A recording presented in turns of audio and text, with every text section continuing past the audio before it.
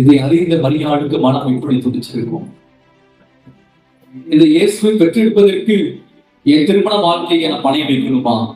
இந்த இயேசுவை இந்த உலகத்துக்கு கொண்டு வருவதற்கு என் வாழ்க்கையை அடமான வைக்கணுமா? என் வாழ்க்கை சந்தோஷத்தை நான் இழக்கணுமா? அன்பு சகோதரி, உன் சந்தோஷத்தை நீ இழந்துதான் ஆகணும். அன்பு சகோதரா, இயேசு உள்ளத்துல பிறக்கணும்னா ஆண்டவருக்காக சில காரியங்களை தியாகம் பண்ணிதான் ஆக வேண்டும்.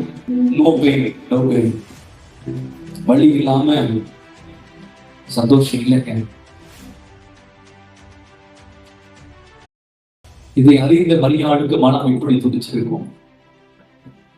இந்த இயேசுவை பெற்றெடுப்பதற்கு என் திருமண வாழ்க்கையை நான் பணைய வைக்கணுமா?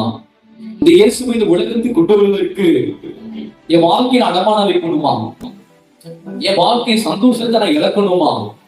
அன்பு சகோதரி, உன் சந்தோஷத்தை நீ